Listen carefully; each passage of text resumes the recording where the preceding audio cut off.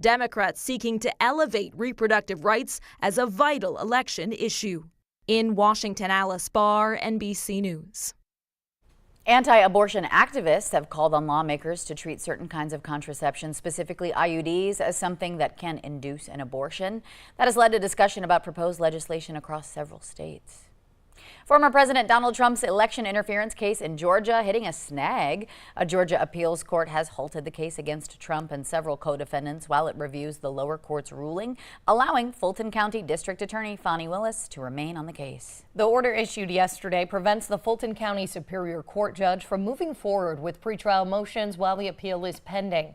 A Fulton County grand jury indicted Trump and 18 others of participating in a scheme to overturn the 2020 presidential election in Georgia.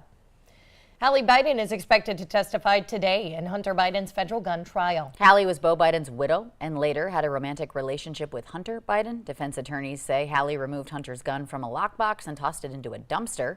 Prosecutors trying to prove that Hunter Biden illegally purchased that gun while using drugs in 2018, lying on the application. A passenger train carrying more than 300 passengers collided head-on with a freight train in the Czech Republic. It killed at least 4 people, injuring 23 others. Officials say the crash took place late last night around 62 miles east of Prague. Officials say none of the injured were in life-threatening condition. Soon today, President Biden is set to speak at a ceremony marking 80 years since the World War II D-Day operation in Normandy, France. The event, honoring a turning point in World War II, comes as French authorities are investigating a suspect who was arrested after an explosion at a hotel near Paris. Jared Hill has this story.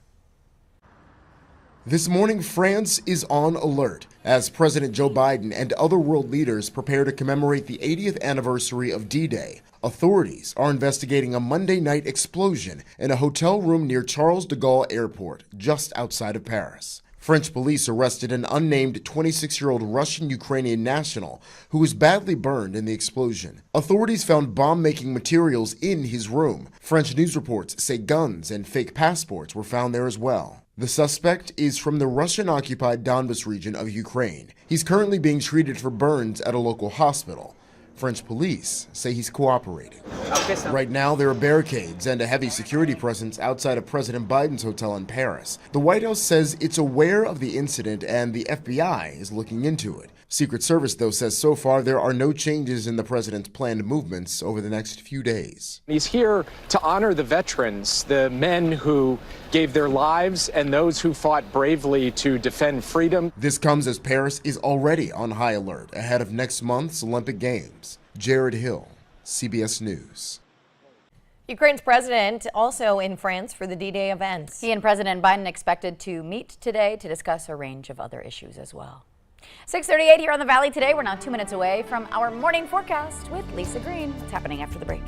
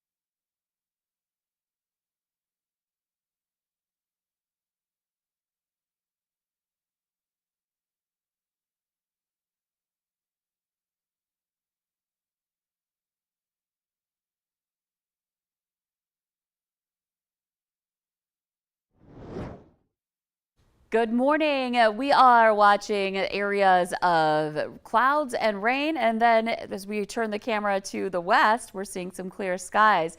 So a range of views here, even from our Skycam in Fargo this morning. We were looking toward the rain showers earlier. You can see where we're going to enjoy more sunshine here today, farther west.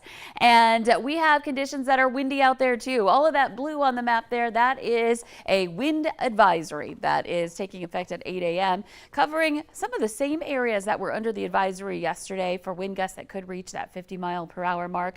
Other alerts, well, we've got some flooding concerns with the heavy rain we've had recently. Flood warnings in the south and the bright green along the Red River and the Buffalo River in Clay County. And then this deeper green color here, that's a flood watch for the Oslo area. So checking in on our rain gauges. Fargo, we are still on the rise. We're currently at 2192 feet. Forecast to reach 22.8 feet heading into tomorrow and into the weekend. Still in minor flood stage, but impactful for anybody with interests along the immediate river channel. And that's going to stay in minor flood stage for some time here. And looking at Oslo, on the rise. Below action stage right now, but you see where the river's going. It's moving up, and it's forecast to reach 27.5 feet heading into the weekend and into Monday as well. So we're watching the Northern Valley for river rises too. There are more rivers of concern and more areas where we're waterlogged. You can check river levels where you are on valleynewslive.com.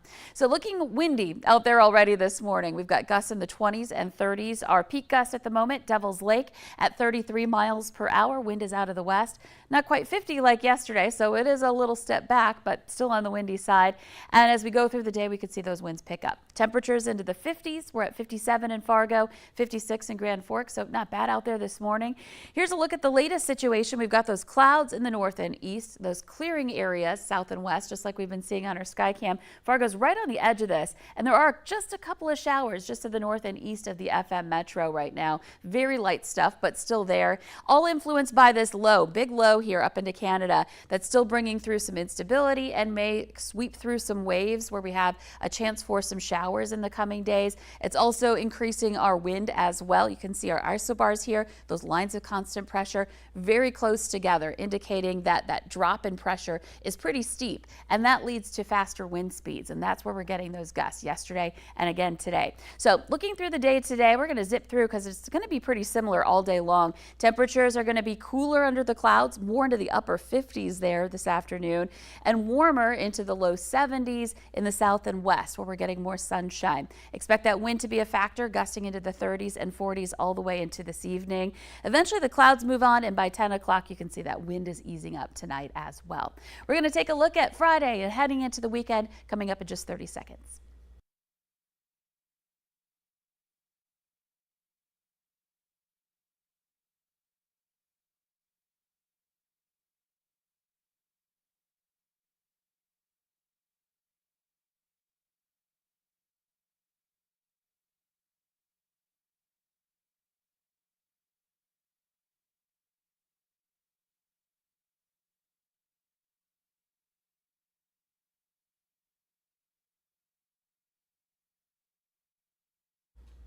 So while the heavy rounds of rain are kind of taking a break here, we are still looking out for some passing showers in the coming days. Let's look at Friday, starting off in the morning, most of the day looking pretty good. Into noon, we're doing just fine. But here comes that wave. We're going to see a chance for some passing showers into Friday evening. So if you have outdoor plans, maybe heading out to Rib Fest Friday night, just know there could be a passing shower. And then overnight, we clear out. And looking ahead to Saturday, a similar situation where we're quiet for a while, then daytime heating happens and we see a couple of showers pop up Saturday afternoon. Here's a look at our planner through the extended forecast. You can expect to see the heavy rain taking a break, but again, just a little bit unsettled. Cooler on Sunday, but drier on Sunday. And then next week getting back into the 80s for the second half of the week and to head into Father's Day weekend the following weekend. Yeah, thank you for that reminder. Everyone get your cards. Yes, it's sneaking up on us. But we're really focusing on those 80s. Yeah. I think that's going to feel really nice, and it's just going to be nice to kind of get out of this pattern where it seemed like every other day we had heavy rain. That is kind of easing up for now. Still some showers out there, but not the heavy rain we've been seeing. Good. All right, nice. Thank you, Lisa. All right, let's get the answer now to our question of the morning on Facebook. Today's question: a recent report from Dating.com found that half of all couples break up after doing this together. What is it? The answer: taking a trip. Oh yeah. Yep, that'll do it. Yeah, that'll end friendships. You got to be careful on that vacay. Remember, you can play along every day. 6:45 here on the Valley today. Straight ahead in your fast track to the top of the hour. Charges officially filed against 2 people after a toddler overdosed on fentanyl in Jamestown. What police are saying about it coming up. Also on Fast Track, the city of Moorhead officially breaking ground on the new community center and library. Yeah, hear what officials are saying about the upcoming project. And also ahead, the Valley Today's Tatum Miller live joining us to tell us about a Fair Chance Job Fair that's happening in Fargo today. These stories and more on your Fast Track to 7.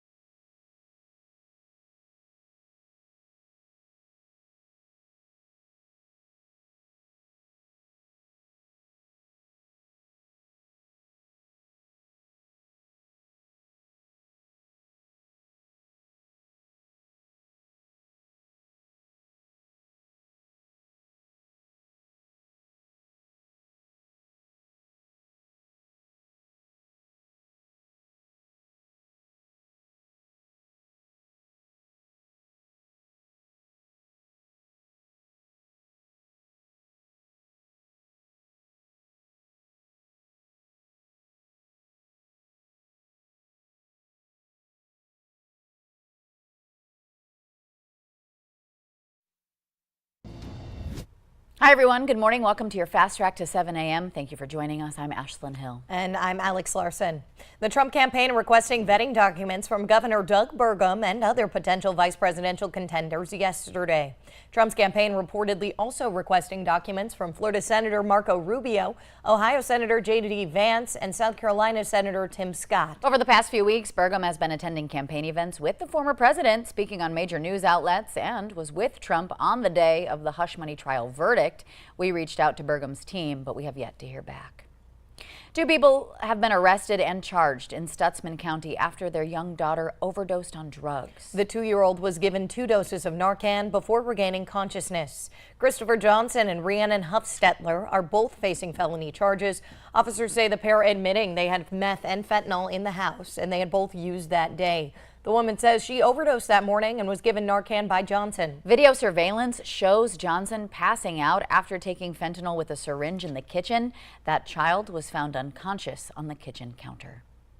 We're still learning more about that crash near the Grand Forks Airport that happened Monday night. Court documents show the man arrested was drinking before the crash. Travis Bell is charged with 2 counts of criminal vehicular injury after rear-ending an SUV, seriously injuring a 26-year-old woman and a 6-year-old child. According to court documents, Bell told the trooper he thought he had a green light but didn't remember much from the crash. The trooper says he had watery eyes, and once he got out of the vehicle, he could smell a strong odor of alcohol. A breathalyzer result came back at 0.13%.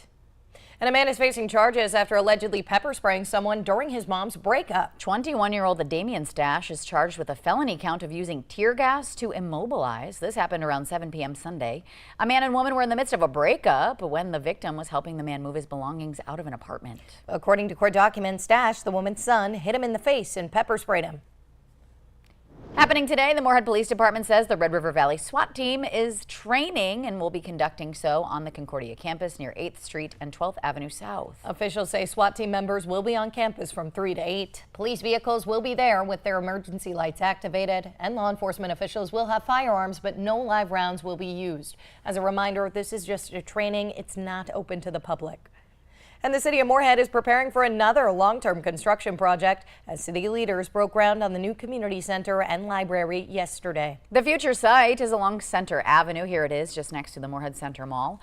Now, this is a project that's been 3 years in the making so far, and this is already a busy time in Moorhead. They already have construction related to bringing down the old mall and building the underpass project happening. But Mayor Shelley Carlson says this will all be worth it for everyone of every age in our community.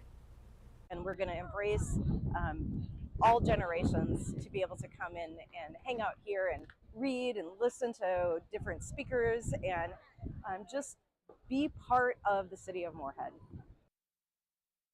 The new facility is set to wrap up construction in the summer of 2026. And again, the city acknowledging the amount of construction projects going on in Moorhead specifically, and they're offering you a time to come to them with any questions or concerns. That's happening today from 9:30 to 10:30 a.m. You can head on out to the UMCOMP Center for coffee and construction. There, you can meet with project team members and learn about that progress. These meetings happen every month. Upcoming dates after today are July 11th and August 1st. Traffic alert for drivers in Fargo today. Starting at 8 a.m., the southbound lanes of 42nd Street South between 37th Avenue and 44th Avenue South will close to traffic. One lane of traffic, though, on 42nd Street South will be maintained in each direction throughout this closure. And 40th Avenue South will close to traffic between 42nd and a half and 42nd Street South. Eastbound traffic will be detoured to 44th Avenue South through 45th Street South.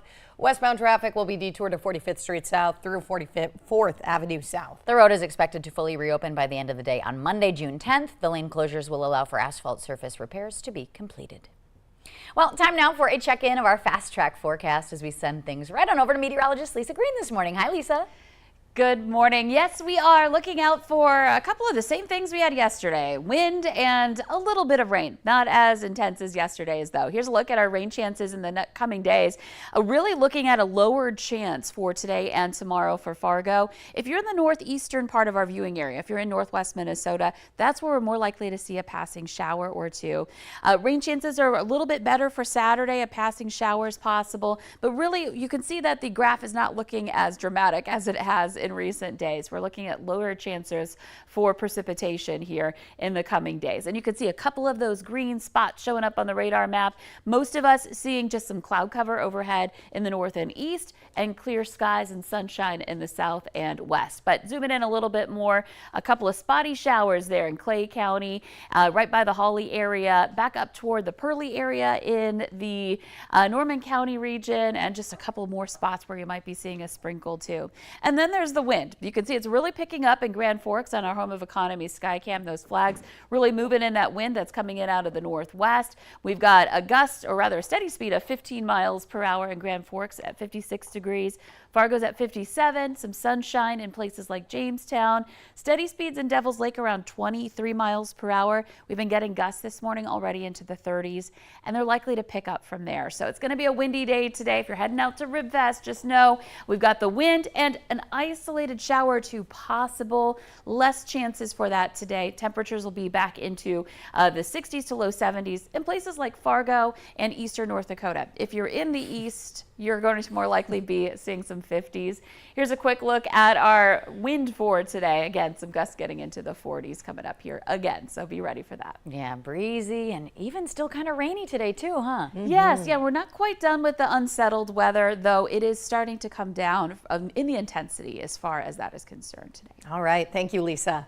Happening today in Fargo, we have the chance at a Fair Chance job fair. Employers, child care services, and other community resources are gathering to assist people who may have possible barriers to employment, helping them find jobs. That's where we find the Valley today's Tatum Miller live at the Fargo Job Service Center, finding out what they're doing to help employ the community. Good morning, Tatum.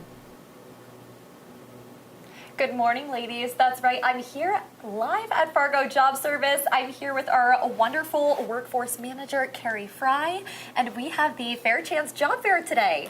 Yes, we do, from 11 till 2 today. Yes, ma'am. And what can we expect to see today? Well, you can expect to see about 20 employers, some resource booths too for people who might need some resources in our community, whether that's people struggling with homelessness or food insecurity, things like that. Those resources will be here for people too. And hopefully we'll be able to see a lot of people meet with employers and get jobs today. Yes, what's your expected turnout? We've had anywhere from about 100 people at the Second Chance or Fair Chance Job Fair each year to I think last year we were pushing 200 people, so it can be very well attended. Yeah, that's amazing. And I know you have this wonderful list of all the employers that are going to attend, but what makes these employers special and why gear them towards this group of people? These are a group of employers who have made it known that they are willing to step up to the plate and help a new employee who may have maybe some felony background struggles, or maybe some struggles with a disability that needs to be accommodated, or maybe they struggle with really getting a grasp of the English language and just need a little bit of a hand up. They realize that these people make great employees, they just might need a little extra time or a little extra help. Yeah, absolutely. And in North Dakota specifically, how have unemployment rates been when you're looking at this population? Well, one thing that employers need to realize is that historically, North Dakota has very, very low unemployment rates. So most of our people that live in the state of North Dakota are working or engaged in work. So when you're looking for a lot of employees, it is hard to find them because all of them are already engaged. So looking at people who might need a little extra help or need that another chance or a second chance is a good population of people to find workers in. Yeah, what a fantastic opportunity. Thank you so much for joining me today, Carrie. You're welcome. Appreciate it. And I will check in with you guys one more time. I'm Tatum Miller for Valley News Live. Back to you at the studio. Yeah, pretty important resource. Yeah, thank you so much for that live look, Tatum. A reminder, the job fair is starting at 11 a.m. It's running until 2 p.m. at the Fargo Job Service Center. The address is popping up there on your screen right now. Well, today's the day to show off your tricks with a yo-yo, or maybe try learning them, because today is National Yo-Yo Day. The toy's simple, an axle connected to a pair of discs with string looped around the axle. It's believed its invention dates to ancient Greece. In the U.S., Pedro Flores started his own company in the early 1900s. Donald F. Duncan bought that company, then started producing the Duncan Yo-Yo. So that version of the yo-yo was elected into the National Toy Hall of Fame in 1999. And yes, there are yo-yo competitions. In fact, the National Yo-Yo Contest is later this month. It's happening in Philadelphia. So dig into that forgotten drawer in your house and pull out the yo-yo to mark the day. I don't think I've ever successfully yo-yoed. Nope, not even like one yo-yo. Exactly. A simple mechanism. Not a yo. Yeah, not easy. Well, an update on North Dakota's Allie Mead of Grand Forks. She made it to Jeopardy after a decade of trying. Yeah, she appeared on the game show airing yesterday, and she finished in second place with $3,000. A big congratulations. And check this out. After years of searching, a father and his sons finally found a T-Rex fossil in the state of North Dakota. They found it in the Badlands in 2022, and now it's going to go on public display at the Denver Museum of Nature and Science. Justin and Liam Fisher, their dad Sam Fisher, and their cousin Caden Madsen found that fossil while on a family hike. And the senior Fisher immediately contacting a high school friend of his who's now a paleontologist. That's Tyler Lyson, who says most of the photos he got from the boys over the years were petrified wood or snail shells. You can check out this fossil at the Denver Museum beginning this month. Wow, that's incredible. Long time coming. Yeah. Well, the Today Show on CBS Mornings just about to start. Thank you so much for waking up and joining us here on the Valley today. I'm Ashlyn Hill. I'm Alex Larson.